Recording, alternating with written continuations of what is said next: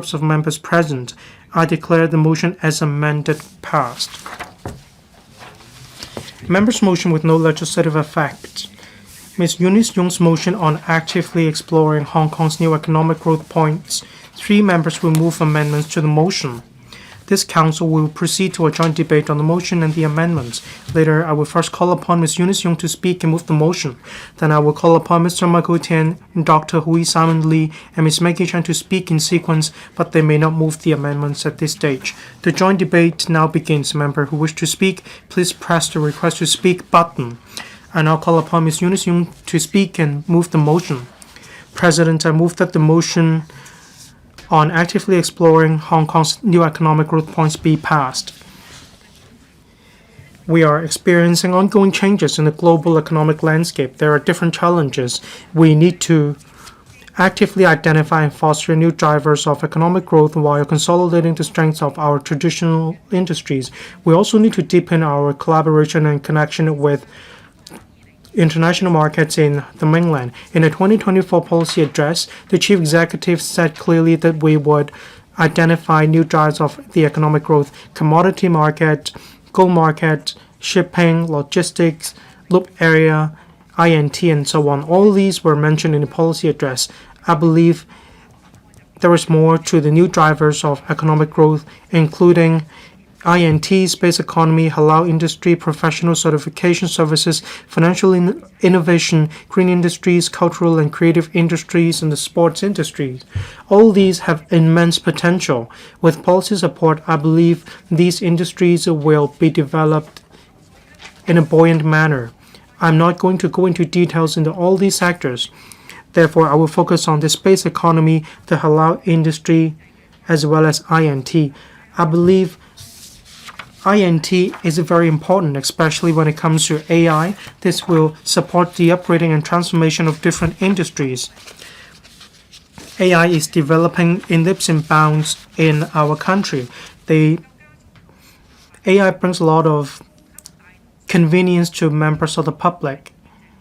It drives demand, and it has successfully driven the local economic development.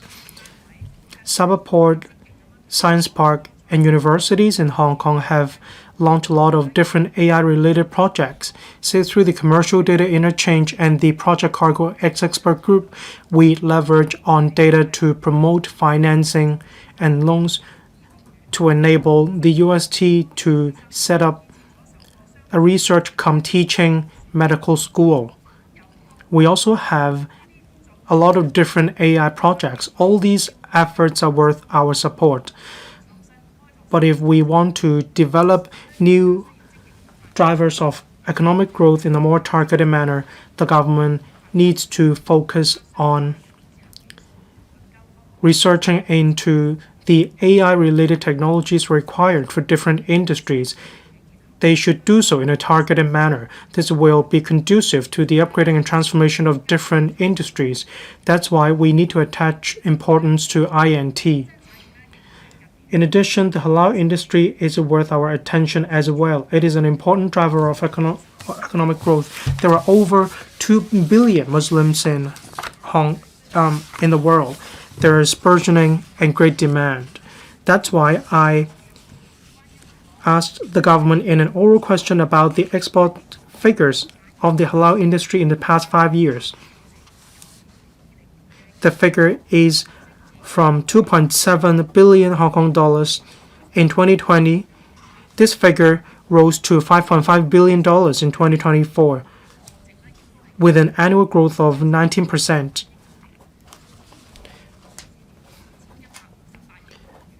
In relation to other export figures, it increased from $178 billion to $215 billion. We can see a massive increase, averaging 4.8% every year. That's why I said that there is immense potential and room for development of this industry. But first of all, we need to promote halal certification, and we need to have a clear definition of halal certification. Mainly, this is about the F&B industry, but then the halal industry also has to do with pharmaceutical products, cosmetics, as well as fashion. But there is a lack of clear definition in this regard. The government doesn't compile relevant statistics either. We need to face this issue squarely.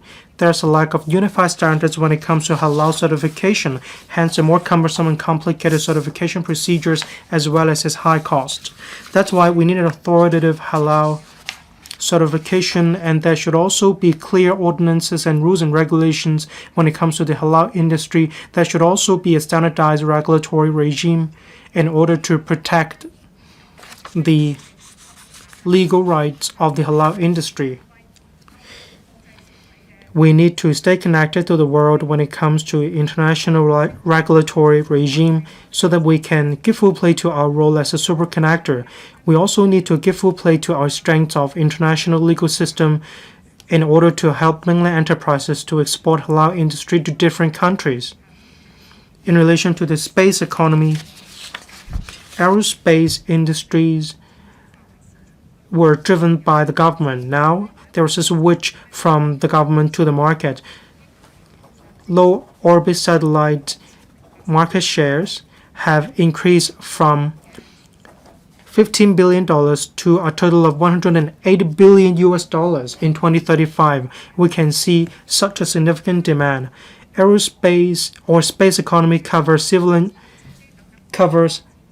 the civil side, and it also covers internet, aviation industry, automobile industry, and so on. We have our traditional strengths such as zero tariff, a robust legal system, and we also enjoy the status of an international financial center. We have the capability to provide legal services as well as financing for aerospace sector. At Hong Kong, we have the Space Research Laboratory. We work with elite universities in the mainland. The Hong Kong UST also has the Chang'e 8 mission. We have the important multifunctional lunar surface robots. This is very important when it comes to Chang'e 8 mission. In the Hainan province, we also have the relevant facilities.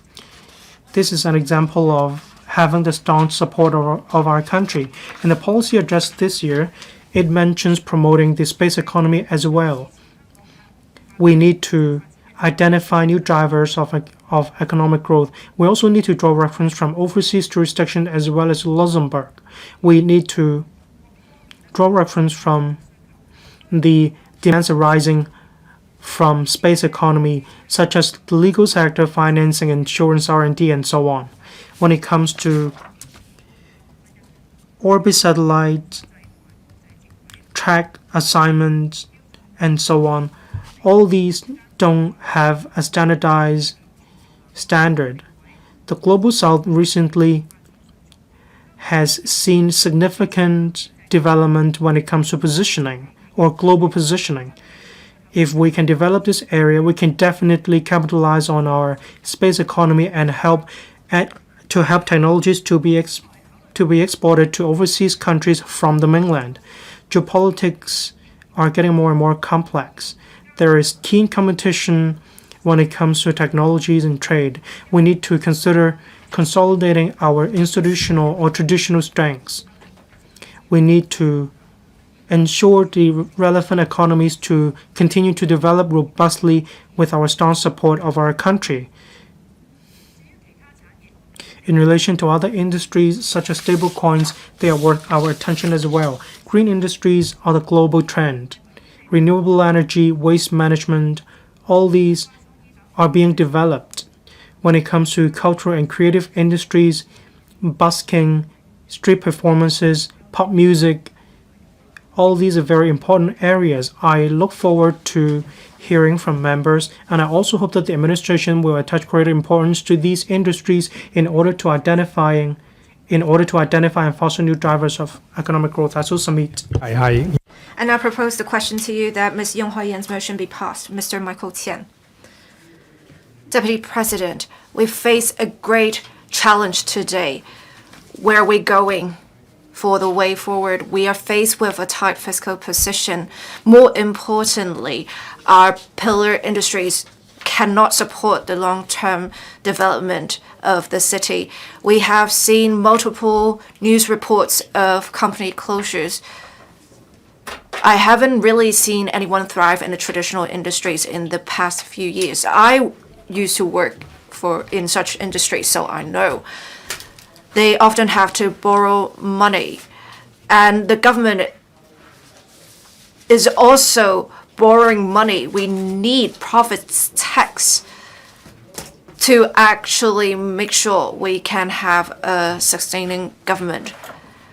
We have various support for recruiting talents and attracting enterprises investment. It seems that there's only one single bureau working on this.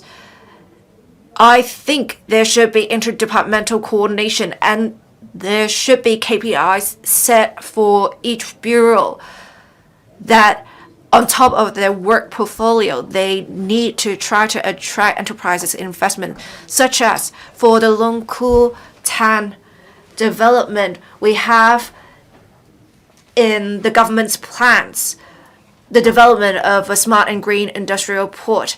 For new energy, they have earmarked space of 54 hectares to have storage and various other facilities for hydrogen energy. And we have the mainland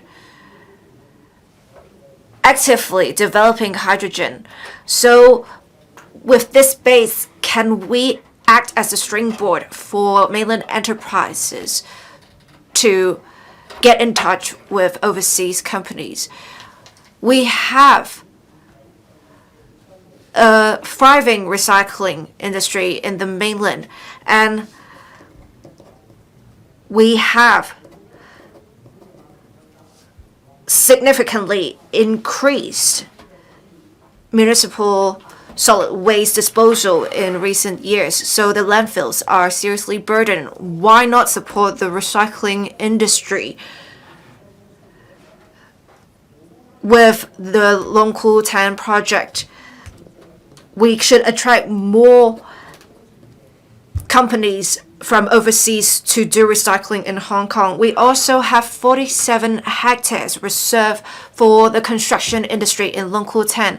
Can the Development Bureau and Housing Bureau work together to form an ecosystem for the development of the construction industry, specifically in advanced construction?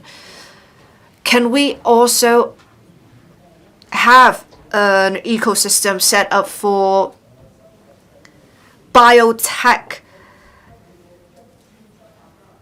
We have seen great examples elsewhere. We have seen 1,700 odd enterprises being attracted to a particular area in the mainland, and they have been able to thrive in R&D.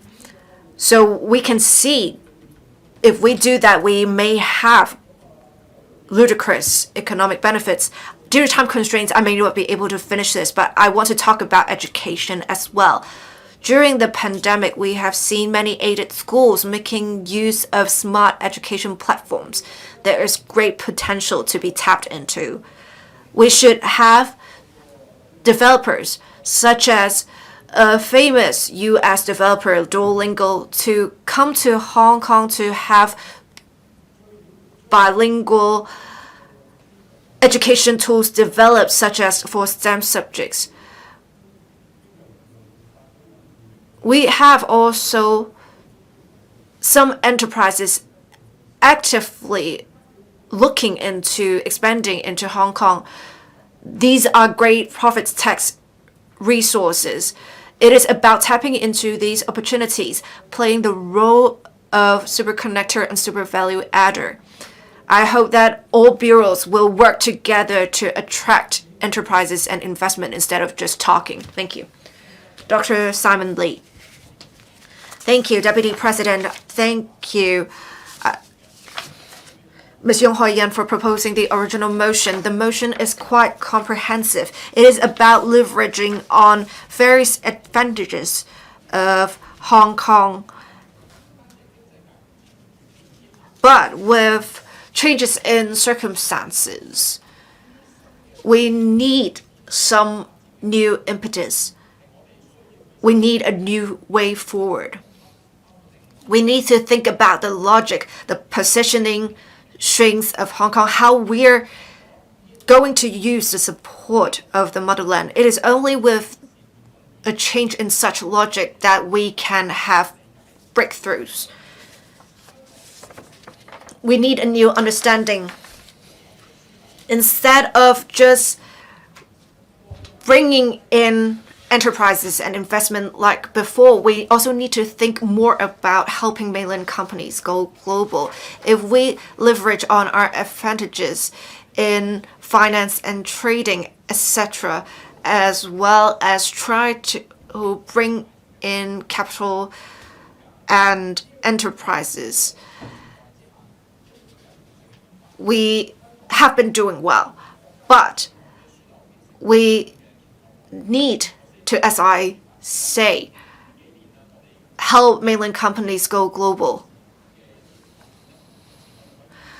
We have seen some bottlenecks in some industries, and mainland China is achieving breakthroughs in such industries. We need to try to meet the demands of the country so that we can have better alignment with the country and global interests.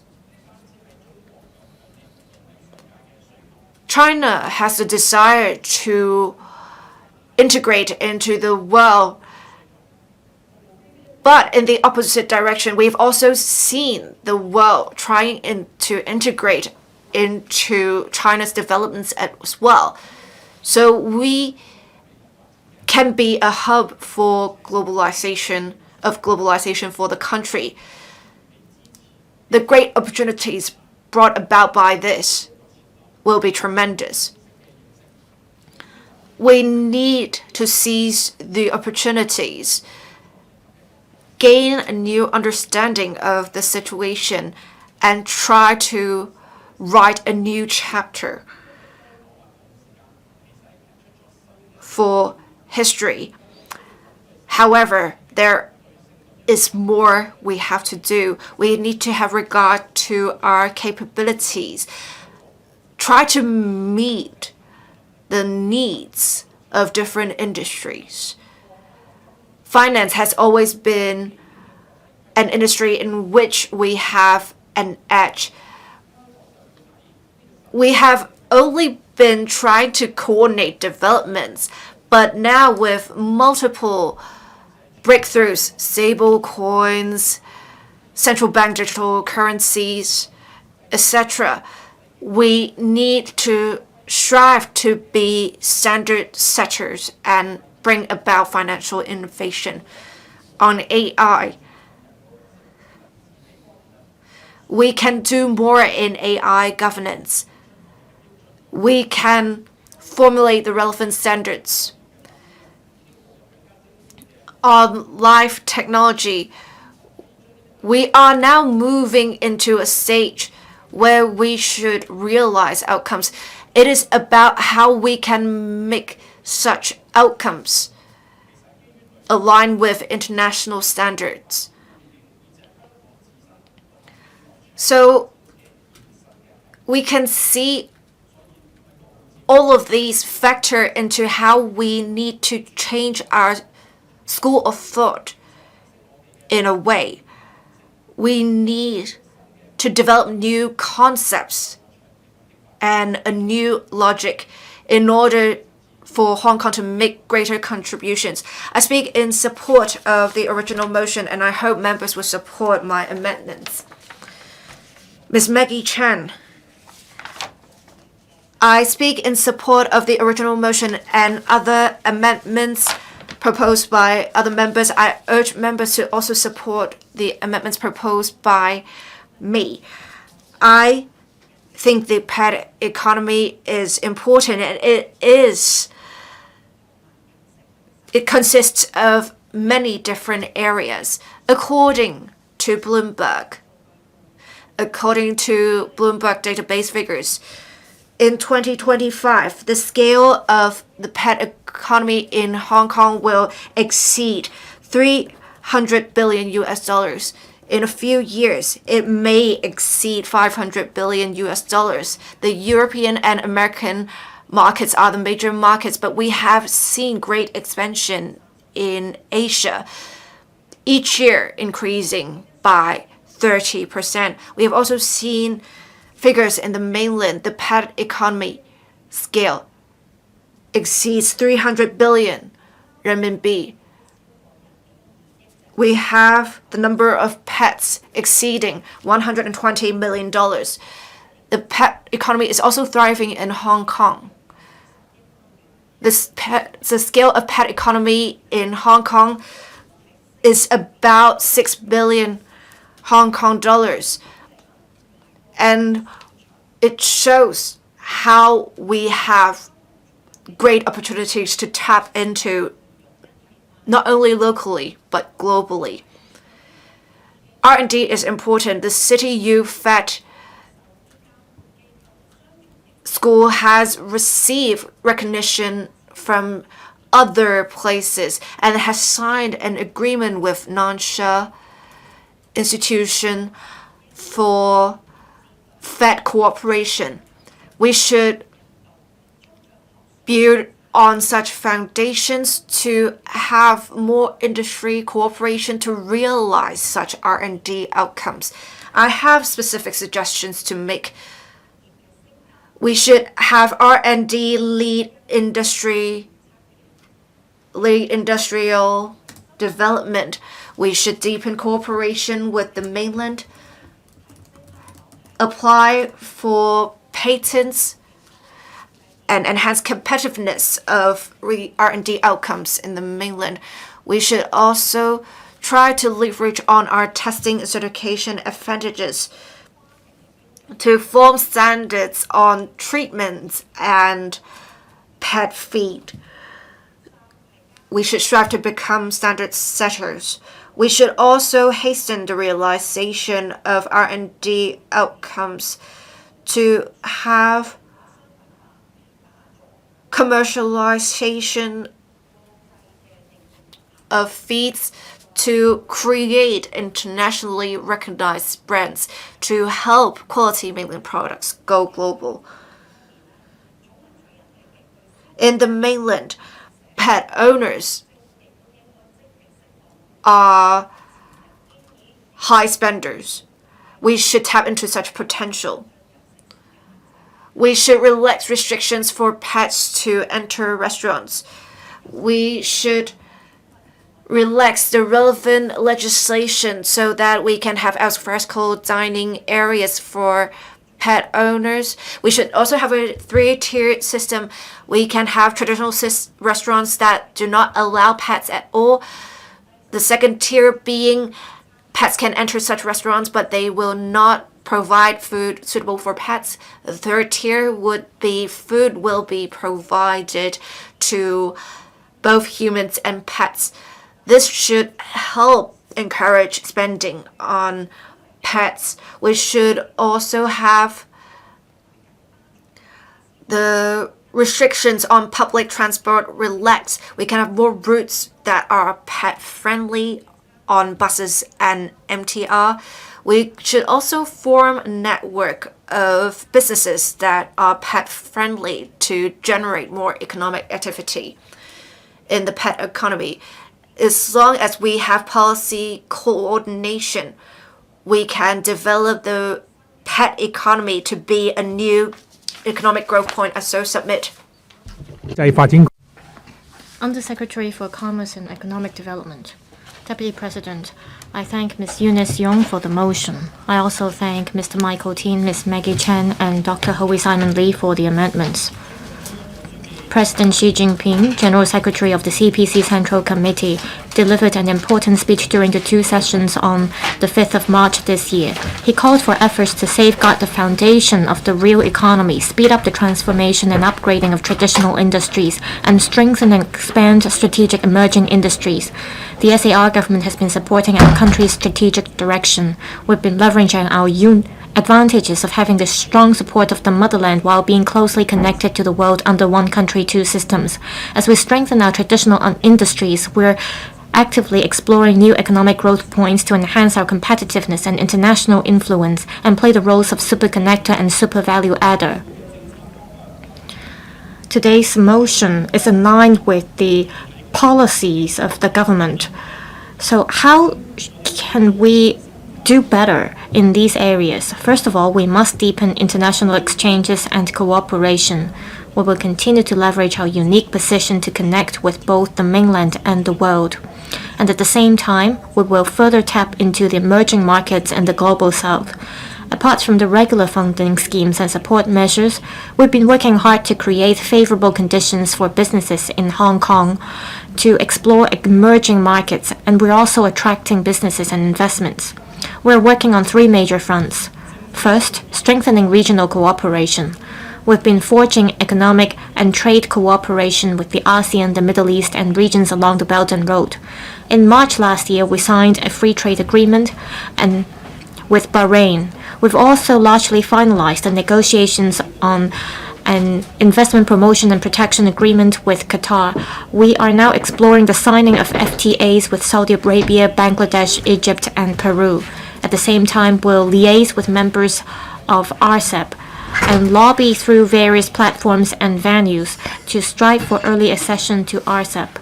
This will enable Hong Kong to contribute to the promotion of regional economic integration and development.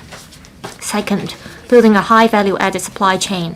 In response to the relocation of some supply chains to countries in the global south and along the Belt and Road, as well as the trend of mainland enterprises going global, Invest Hong Kong and the Trade Development Council in December last year established a high value-added supply chain services mechanism to jointly attract mainland enterprises to set up their international or regional headquarters in Hong Kong to manage their offshore trade and supply chains. The mechanism offers one-stop professional advisory services to Hong Kong-based enterprises to help them go global and redeploy their supply chains. This mechanism helps Hong Kong deepen its international engagement and cooperation and develop new economic growth points. Thirdly, promoting the Belt and Road Initiative. Hong Kong will continue to play its role as the premier B&R functional platform. In May this year, the chief executive led a delegation of over 50 representatives of Hong Kong and mainland enterprises to visit Qatar and Kuwait to further strengthen government-to-government relations with the Middle Eastern region, find new areas of collaboration, make friends, and extend our network. The visit yielded fruitful results. A total of 15 MOUs and cooperation agreements have been reached, laying a diversified foundation. Apart from deepening our ties with the mainland and the international market, we will step up efforts in promoting the sustainable development of various industries and sectors, including INT, space economy, low-altitude economy, professional certification, the halal industry, financial innovation, green industry, cultural and creative industries, and the sports industry. On INT, the government takes an industry-oriented approach. Through a series of measures, we promote the development of INT in Hong Kong and the upgrading and restructuring of enterprises. This is to speed up the development of a new real economy with Hong Kong's advantages. We focus on life and health technology, AI and robotics, as well as advanced manufacturing and new energy technologies. These are industries of strategic importance. On space economy, Premier Li Qiang of the State Council proposed in the government's work report this year the development of new productive forces. This is about launching demonstration actions for the large-scale applications of new technologies and products, and promoting new industries such as commercial aerospace. To seize the new opportunities arising from our country's development, the government has been supporting R&D in various tech areas through the INT Fund. We support Hong Kong's universities and R&D centers to carry out research in aerospace-related areas, such as electronics, data processing, and materials science. Also, we have set up the Hong Kong Space Robotics and Energy Center under the Inno-Hong Kong research clusters. Also, in view of the fact that low Earth orbit satellites are a new trend in global satellite development, and we want to seize the opportunities they bring about, the government is conducting a study on streamlining the approval mechanism for applications of licenses. We will complete the relevant work within 2025. On low-altitude economy, the working group on developing low-altitude economy under the leadership of the Deputy Financial Secretary is adopting a multi-pronged strategy to build a smart LAE ecosystem. At the application level, we're promoting breakthrough applications of unmanned aircraft technology in different areas through the Regulatory Sandbox project. On the regulatory front, the LegCo has just endorsed this month the legislative amendments to expand the regulatory scope for unmanned aircraft and to open up trials of passenger-carrying aircraft. The working group will continue to take forward the planning of LAE infrastructure and regional integration and development. On the halal industry, we've been enhancing Hong Kong's competitiveness through various means. On attracting capital, we've amended the legislation to provide for a tax structure for sukuk issuance comparable to that for conventional bonds and include such issuances under the government bond program. As for trade, the Trade Development Council has been conducting studies on key halal markets to provide information to businesses. Also, the TDC has been providing various platforms to promote business opportunities. For example, it promotes quality halal products and food products as well as the trading of these products at its Food Expo every year to assist the catering industry in expanding their network and businesses. Also, to motivate the tourism industry to enhance its supporting facilities for Muslim tourism, the Tourism Board has been collaborating with different organizations to attract Muslim tourists to visit Hong Kong by upgrading the Muslim-friendly facilities, providing accreditation ratings for hotels, tourist attractions, and convention and exhibition venues, and promoting the participation of restaurants in the halal certification. On professional certification services, the services currently provided by the local industries have expanded from traditional industries to emerging areas such as ESG and green finance. The government has been working closely with the Hong Kong Council for testing and certification to assist the industry in promoting certification services in a targeted manner through a wide range of activities, such as online and offline publicity, campaigns, and seminars to explore new business opportunities. On financial innovation, to promote the sustainable development of the digital asset industry. Following the government's implementation of a licensing regime for digital asset trading platforms in June 2023, the Stablecoins Ordinance will come into operation in August to provide for a regulatory regime for the licensing of stablecoin issuers. We're conducting a public consultation on other areas of regulation to improve the market development. On green industries, we've been supporting the development of local green technology through the Green Tech Fund and the INT Fund to transform research projects with potential into commercially viable technologies or products for local production, thereby fostering the development of green industries in Hong Kong in the long run. Also, as a green and sustainable financial center in the region, we are actively promoting the integration of fintech and green finance. In particular, we have issued a total of about $240 billion equivalent of government green bonds under the government sustainable bond program, including 2 batches of tokenized green bonds, which are the world's first batch of government tokenized green bonds and the world's first batch of multi-currency denominated digitally generated green bonds. This demonstrates Hong Kong's strength and leadership position in the bond market and in green and sustainable finance. Regarding the cultural and creative industries, we are implementing the blueprint for arts and culture and creative industries development published last year. One of the directions is to improve the ecosystem of the arts, cultural, and creative industries and to promote cross-sector and cross-discipline collaboration. The Cultural and Creative Industries Development Agency adopts an industry-led approach in nurturing cultural and creative projects with potential. For example, the CCIDA organized the Hong Kong International Art Toys Expo in the recently concluded Anycom and Games Hong Kong, and sponsored the International Comic Artist Conference and International Comics Exhibition to showcase Hong Kong's position as the Asia's creative capital, and this is to provide support for industry development on all fronts. On the sports industry, according to the information released in August last year, the value added of sports and related activities at basic prices is about $38 billion in 2022, representing an increase of 11.8% over 5 years ago. We've strengthened the support for elite athletes and bringing in international sports events to Hong Kong through the MMARC scheme. The new Kai Tak Sports Park has injected new impetus into the promotion of sports and associated industries.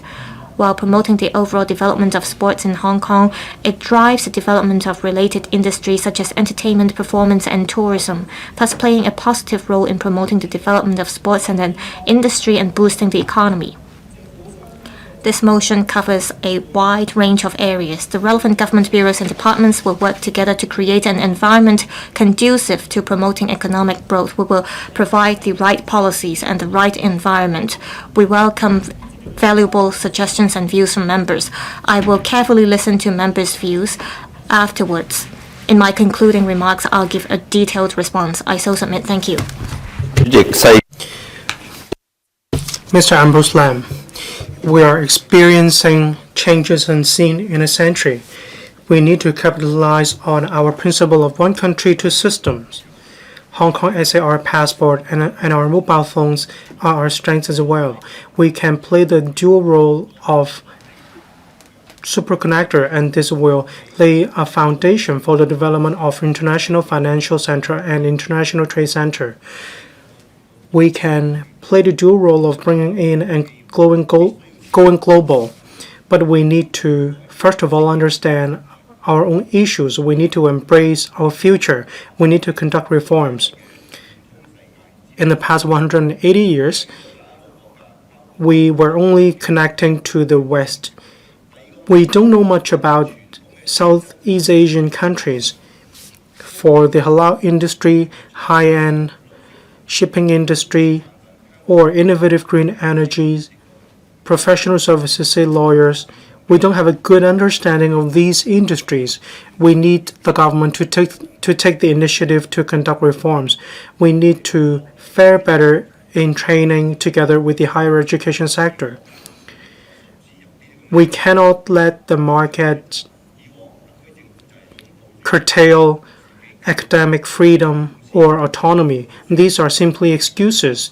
The government just focused on promotion and publicity, but then all these efforts and money have gone to waste. Take the halal industry as an example. As early as in 2007, the government said that they would need to develop the halal industry. In the past 18 years, much publicity has been done. They also promulgated relevant laws and regulations, but the government has put in close to zero efforts in this regard. When I was serving as a president of the Law Society of Hong Kong, I was working on setting up the Islamic Financial Working Group, but then our power was limited. All legal matters need to abide by Islamic laws. In the Islamic law, they allow one husband and 4 wives. Husbands need to treat all 4 wives equally. However, in Hong Kong, we go by the system of monogamy. Now, the CFA is talking about the alternative framework for same-sex partnerships. Do we need the same for Islamic system that is 1 husband, 4 wives? If we don't have such legal frameworks, how can we develop the halal industry? Other industries, say ESG, green energies, virtual assets, there are training programs for professionals, but then there is no training for lawyers. There are at most 10 lawyers working in the area of cryptocurrencies. Most lawyers don't know much about cryptocurrencies. They cannot meet the demand of the market, let alone providing support for innovative industries. A number of legislators have related this issue to the council. Without legal protection, lawyers lack a protection net.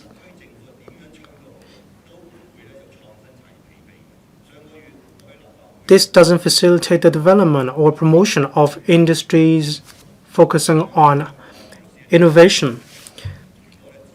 I asked in the council whether the government would provide more training for lawyers. Well, the administration only asks us to look for documents and papers for self-education. I think we do need to take the initiative in order to enhance training for the legal sector. As long as the government is willing to put in resources, I believe we will be able to seize the opportunities brought about by this century. Thank you. Mr. Sonny Tan, we are seeing changes in scene in a century. We need to identify and foster new drivers of economic growth. This is the start of our 15th five-year plan. We need to stay steadfast in opening up and developing. We are the most international metropolitan city in Asia under one country, two systems. We play the dual role of a superconnector and a super value adder. We need to move towards internationalization, capitalizing on our strength and strong support of our country. We need to capitalize on our strength of internationalization and dovetail with our national strategies of going global alongside our positions as A-centers. We need to attract more SMEs from the mainland, and we also need to help them go global so that we can go global together with these mainland enterprises. This will in turn drive our local economic development and the development of different industries. We need to liaise with different clansmen associations and different fraternal associations. These should be starting points for us to formulate more targeted and aggressive or ambitious measures in order to attract investments and businesses. As I said, there are over 50 million SMEs in the mainland. As long as we can bring a minority of them to Hong Kong, they will bring a lot of business opportunities and impetus to the local economy, facilitating development of the local F&B industry, and there will also be more new drivers of economic growth. This will benefit the entire Hong Kong.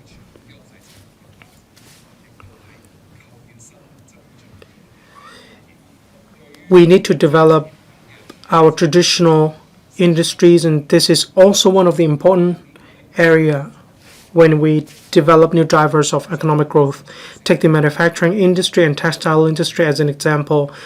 The headquarters have long been based in Hong Kong, and they make a lot of economic contributions to Hong Kong.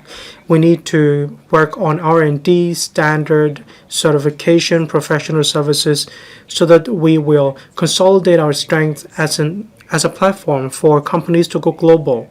This will also help us to improve our global supply chain. We need to support mainland enterprises in relation to R&D and design. I also hope that the government will continue to improve our BUD fund and export credit measures. Say, BUD easy threshold should be lowered to $300,000. We also need to help enterprises to expand their business portfolio and expand their business to the mainland market or even ASEAN and the Middle East market with government-to-government support. A good and competitive business environment and highly efficient public administration are the cornerstones of economic development. I hope there will be more smart measures and streamlining of procedures in order to reduce business costs, and I also look forward to more facilitating measures being implemented by the administration. I hope that the government will continue to recruit or attract more students from the Belt and Road Initiative to come to Hong Kong to pursue their studies.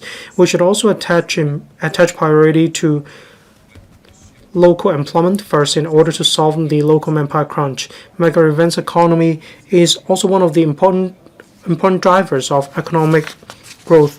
Fashion Fest was held successfully last year. It drew a lot of global attention. It was a major mega event in Hong Kong. I hope the government will continue to enhance the coordination of mega events when it comes to fashion, so more tourists will be attracted to Hong Kong, and this will in turn drive the development and business of the F&B sector, hotel sector, and so on. This way, we may be able to develop more new tourist measures or facilities in order to enhance our appeal as an international hub. As long as we give full play to our own strengths and seize the opportunities brought about by our country, then we can continue to identify and foster new drivers of economic growth against the current backdrop. Thank you. Mr. Gary Chan. Thank you, Deputy President. I thank Ms. Eunice Yung for moving this motion on actively exploring Hong Kong's new economic growth points. We have the strong support of our country and we stay connected to the world. This is our strength. But we need to be aware that we do have our own deficiencies. Say we lack land, we lack resources, manufacturing cost or production cost is high. These objective facts make it difficult for Hong Kong to be developed into a massive, comprehensive supply or industry chain that can cover up, mid, and downstream. That's why we cannot blindly pursue a comprehensive and complete industry chain. When we identify our own constraints and when we realize our comparative advantages, we need to identify our own unique strengths so that we will be in a position to further develop ourselves. I'm more familiar with new energy. Let me take it as an example. The industry chain is very long. Say R&D, manufacture, R&D, market response, recycling. These are the major segments of the entire industry chain. If we need to develop a comprehensive new energy industry chain, we can only focus on a few segments. Say for the equipment about the production of new energy, we don't have the condition to do so. However, when it comes to professional services such as R&D, when it comes to financing, we do have strengths. That's why we need to focus on the upstream, that is R&D, as well as the market application and promotion in the downstream. We need to focus on these two ends, coupled with our efforts in high value added segments. We can not only contribute to the new energy industry development of our country, but then we can also add vitality to our local economy. Hong Kong is connected to the world. We have international legal systems. We can be a demonstration base for new technology, helping these industries to promote their own products to the global market. Say there are new energy vehicles being manufactured in mainland China, and they have already entered the global market as well as the Hong Kong market. They are in competition with other global brands. This will help enhance the recognition of these brands globally. They will not only help grow large the pie of the industry, but then they will also help local traditional industries, say financial industry, trade, legal services, and so on. We can capitalize on our own strength in traditional industries. We can further develop them. That's why I believe the focus of the government should be on R&D and application. On the one hand, the government may become the largest superconnector of Hong Kong, so that we will create sparks with different R&D organizations. On the other hand, we also need to explore new application scenarios of different new technologies. We need to apply these technologies in Hong Kong so that we will be able to enhance exposure in the global market. R&D and developing new market or new industries is a long process, but then we need to have regard to the local circumstances. We need to grow large our economic pie. We also need to have our own local characteristics. We need to have our own special touch. I speak in support of the motion and the amendment. Mr. Kenneth Lau. Deputy President, we're met with unseen changes in a century. We're seeing accelerated revolution in technology that is reshaping the economic structure around the world. I support Ms. Eunice Yung's motion. in urging the government to reinforce our strength in traditional sectors and at the same time identify new economic growth points to enhance our competitiveness. I think we need to develop our healthcare, education, and INT sectors. This will allow us to develop diversified economy and create more job opportunities to bring about greater economic benefits. A number of countries and regions are facing the aging population problem. Consumers nowadays focus on their health, and this can bring growth and demand for healthcare services. According to statistics from the administration, year 2022 to 23, the private expenditure on healthcare reaches $284 billion, accounting for 10% of our local GDP.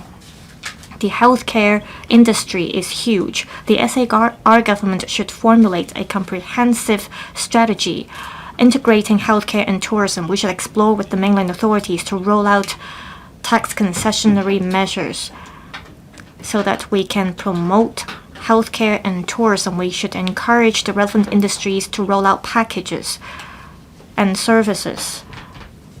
This can cover traditional treatment of illnesses, as well as genetic testing, as well as Chinese medicine services. This can also cover mental health services. This is crucial to boosting economic growth. In order to promote healthcare and wellness, we need people with professionals and sensitivity to the market.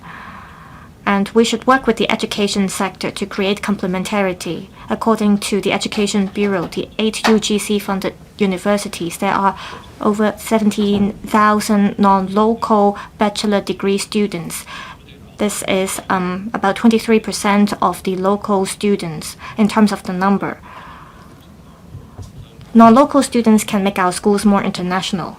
Comparatively speaking, in Europe and in the US, there are policies for international students see constraints, and there are uncertainties for international students in those countries. So we should seize the opportunities and attract international students to come study in Hong Kong. This will boost our education industry. With the support from the motherland, we can see stable development in our policies, and we can create a platform for long-term development for international students who come here. We should also speed up the development of the Northern Metropolis University Town. We should support universities as well as leading healthcare institutes to build labs, and there should be a platform to transform R&D outcomes so that students can help commercialize R&D outcomes. Apart from INT, we also have culture and creative industries. Chikawa and Labubu have been very popular around the world recently, and it shows the huge business potential of cultural IP. In Hong Kong, we have a lot of talents in creative and cultural industries. We can promote our original characters as brands. However, we see constraints in terms of capital as well as production and relevant facilities. In the mainland, there are many cultural-related enterprises. We can work with them to build relevant products. We can promote our original IP to the rest of the world. I suggest that the SAR government take up the role as a super connector to help creators and inventors in Hong Kong to line up with appropriate partners to promote the growth of our industries. I support the original motion as well as the amendments. Professor Chen Wing-Kwong, I speak in support of Ms. Eunice Yong's motion as well as all the amendments. We're seeing rapid development around the world, and we are at a key stage of restructuring our economy. We have to reinforce our traditional strength, and at the same time, we should work in full steam to promote new economic growth. And we need high quality development. And it is only by promoting new economic growth points that we can inject new impetus to our economy so that members of the public can share the fruits of our economic development so that we can enhance their sense of gain and well-being. I agree with the idea that we should leverage our advantages under one country, two systems. Indeed, we're closely connected to the world and we have the backing of our motherland. These advantages are not paralleled to those compared to other places in the world. Take the Chinese medicine sector as an example. Our country is the biggest country in terms of producing Chinese medicine. Well-known Chinese medicine and herbs, they are exported to different places around the world. And we have had great R&D outcomes in terms of Chinese medicine in the universities in Hong Kong. Take Baptist University and the Chinese Medicine School of CHK and Hong Kong U. They have also been studying the use of Chinese medicine for enhancing our immunity system. And this also helps tackle allergy as well as eczema. Chinese medicine treatment can also improve our blood glucose level as well as lipidemia. These technologies and R&D outcomes, if we can commercialize them, they can be our new economic growth points. We can develop accreditation schemes and certification for our Chinese medicine. We can integrate our experiences as an international financial center so that we can go global. All along in this council, I've been urging the government to make use of our strength to further promote CM development in Hong Kong so that they can become our new economic growth points. According to Mainland Research Institute, last year the CM market exceeded $200 billion. If we can do trading in CM, we can bring about hundreds and billions of dollars of economic growth and benefits.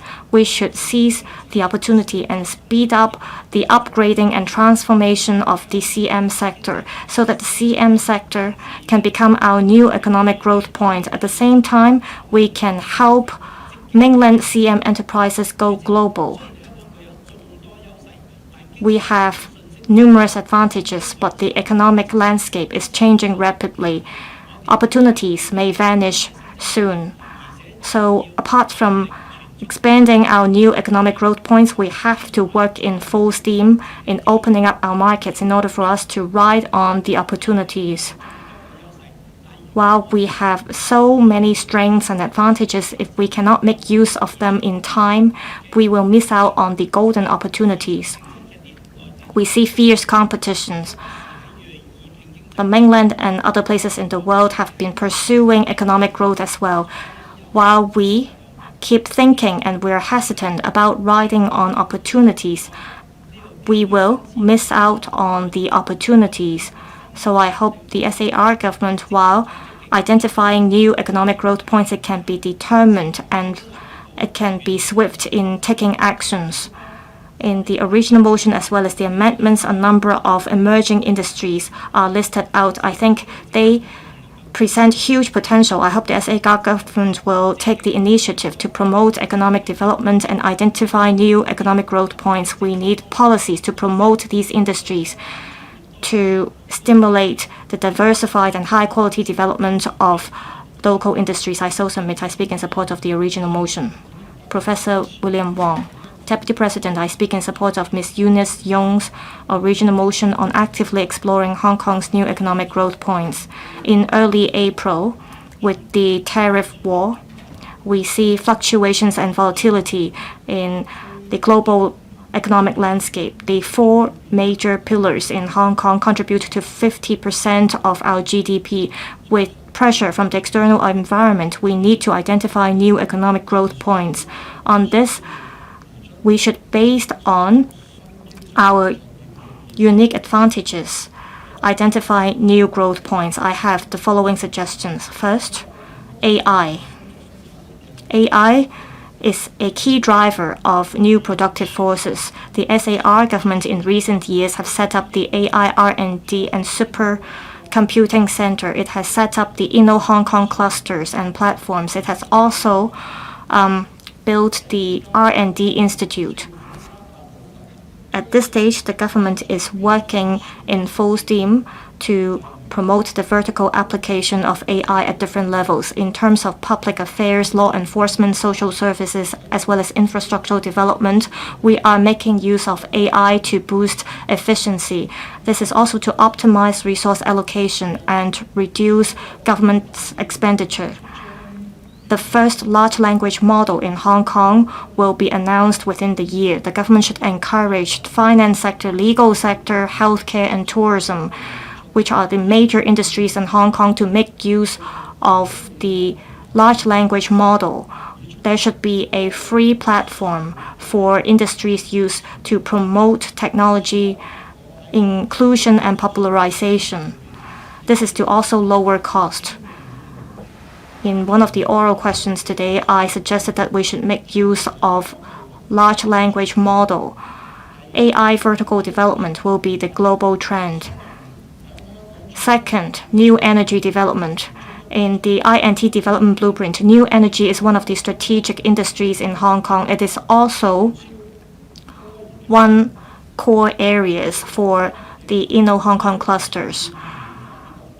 We should pay attention to transformation of R&D outcomes in order to achieve results. The SAR government should take the lead in using new energy, such as solar panels in public works. It should also switch its fleets into electric vehicles to bring about the promotion of new energy. I suggested that in building a hydrogen facility as well as green infrastructure, we can make use of these technologies in the eco corridor in Lantau. The government should reserve spaces in new development areas for developing new energy. Third, promoting creative and cultural industries in Hong Kong. Creative and cultural industries are the industries that face the most rapid development in the world. The Anycom Games Festival in Hong Kong was very popular. We see great potential in the industries. In Hong Kong, we have fine culture and great creations, but we haven't been able to make use of them to create business values. We should integrate resources from the Hong Kong Film Archives as well as the Heritage Museum to incubate IPs. We should make use of literature and the relevant materials to promote secondary creation. We should provide financial support to the industries. Together with government policies, we can increase creators' exposure and help them seize business opportunities. We should also have a whole industry chain to promote certification technology, making use of blockchain. We can have the Hong Kong IOMED set up a dispute resolution mechanism to protect the rights and interests of creators. I so submit I speak in support of the motion and amendments. Mr. Chen Pui-Lang, as a small, free, and open economy, Hong Kong is subject to fluctuations in the economy. While we're trying to consolidate the advantages we have in pillar industries, we need to explore new economic growth points. I support the original motion because it gives us the opportunities to explore new opportunities. I think what is said in the amendments are worth looking into. We should also look into the potential market of the pension market that is developing the silver economy, especially for those of the middle class. They are willing to spend money on retirement care, and we can have millions of middle class elderly looking for such care. We have favorable conditions to create retirement communities in Hong Kong, and we have seen such communities in great demand in the mainland. We have seen with investment, these communities are sustainable. They can provide personalized services in various areas, and these services meet the needs who demand greater quality retirement care. In Hong Kong, we do not have many of such communities.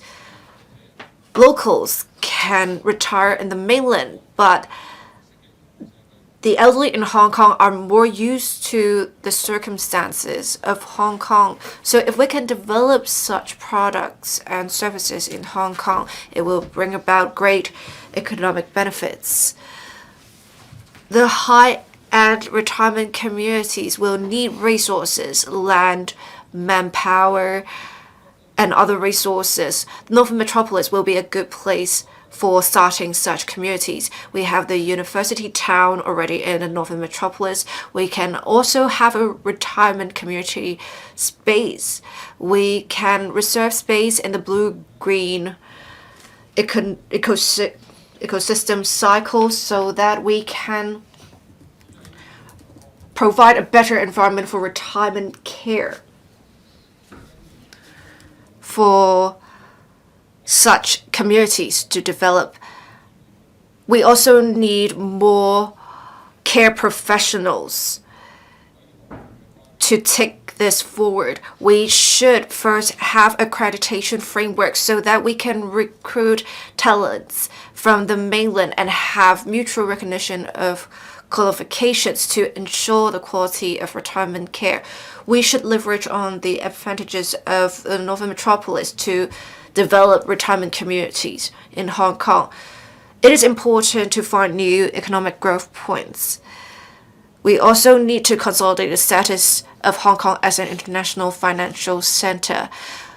But we also need to upgrade and transform, provide new products and services. We have over 1,100 financial enterprises covering multiple areas of finance. So we are definitely an international financial center and a digital financial center. We now rank 4th in the financial center rankings. With great policy support, we can further develop into a fintech center from just being an international financial center, and that will be another new economic growth point. I so submit speaking in support of the original motion and all the amendments. Dr. Kennedy Wong. I think if we are to develop new economic growth points, we need to attract more people from the mainland overseas to come to Hong Kong. I have 3 suggestions and 3 comments to make. The DMB has all along been suggesting that in the Northern Metropolis, in the boundary between Shenzhen and Hong Kong, we have to have a new convention and exhibition center. We have seen the MICE industry in past experience generating economic benefits for other industries. And many of the industries are pillar industries of Hong Kong, such as the logistics industry and the financial industry. The Northern Metropolis has a focus of INT development, so we can have perhaps an exhibition platform for, say, new energy vehicles. We can attract high-spending visitors to come here for leisure or on business visits, and that will generate new business opportunities. We also need to develop new modes of tourism for the benefit of the economy. With more visitors, the market is bound to be more vibrant. Referring to overseas practices, I think we can develop religious tourism. We have seen many people going to Europe or other countries, they will visit churches. So for visitors coming to Hong Kong, they can visit various temples, 60 Yun, Wong Tai Sin Temple, the Great Buddha, the Giant Buddha. These can be good attractions. We also have some great churches in Hong Kong. There is good history to explore. So even for those who are not of that religious belief, they may want to visit the churches as well. But unfortunately, some churches are not made available to the public. So perhaps we can work with the religious bodies so that even for those who are not of such religious belief, they can visit the churches, mosques, and maybe the Buddhist and Taoist temples as well. Next, for education, we have 5 universities in Hong Kong ranking in the top 100 in the world. But we also have 22 tertiary institutions. We also have some well-known primary and secondary schools. As I said earlier in the antechamber session today, we are to develop into an education hub. So can we combine that with tourism? We have in the US and Europe campus tours for people to visit some universities or secondary schools. If we can have schools and universities and tertiary institutions in Hong Kong working with the government, the Education Bureau, and the Tourism Board, and make available some parts of the campus for visits. These campus tours can be quite attractive to families and parents. While they tour the campus, they will also find out more about the culture of Hong Kong. Deputy President, I so submit speaking in support of the original motion and the amendments. Ms. Lam So Wai. I speak in support of Ms. Yung Hoi-yan's original motion. In the past year, or just the past few months, we have seen a number of restaurants close. We are faced with tremendous challenges. For the restaurants that have been there for many years, they have closed. We do not have good figures for retail as well.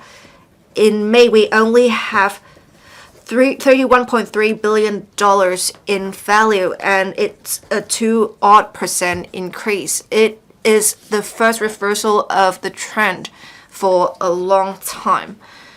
We have seen changes in personal consumption habits, and we have seen other mainland cities catch up. If we do not change, we will lag behind. In the budget, there are multiple measures to create new economic growth points, to have a film city in Hong Kong, to export advanced technologies of Hong Kong to elsewhere, and to have new sources of government revenue. But these would take more exploring. I think more importantly, we need to transform. As Ms. Maggie Chen said, I think we can develop pet economy. We have changes in family structure. Many families keep pets now. With emotional connections to pets, we have seen a great market we can tap into. For the pet economy, we can have different products and services provided to pets. Some may think the more expensive, the better such products and services. There are various areas to such pet services: grooming, funeral, and treatment. We have for the pet festival generating business of over $100 million, and the scale of pet economy in Hong Kong exceeds $6.2 billion. There are great opportunities to tap into. I think we can start with removing restrictions in the F&B sector. We have many locals keeping pets, staying in Hong Kong instead of going to the mainland during weekends, but they can't take their pets to restaurants. And in fact, Section 108 of the Food Business Regulation, Chapter 132X, has not been reviewed for many years. If we can allow conditional entry and a tiered system of entry for pets into restaurants, I think there can be a 4-tiered system. We can have an alfresco dining area, part of the restaurant open, all of the restaurant open, or even providing pet food. If we can have different tiers and have such labels on restaurant premises, people can tell right away what kind of restaurant it is, and they can see whether they can take their pets there.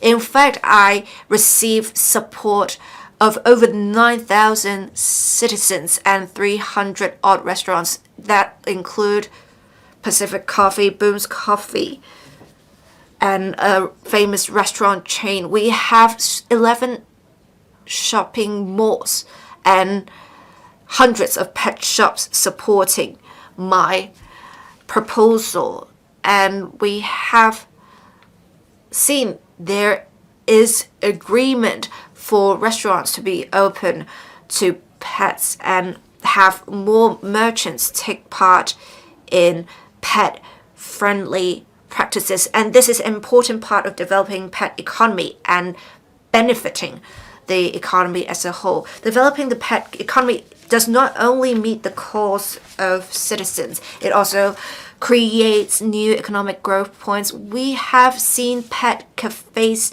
being a place youngsters frequent. Many will queue for such cafes. If we can relax the policies, we can tap into the great potential and create impetus for growth, not only in the F&B sector, but the economy in general. It also shows the world we are moving with the times.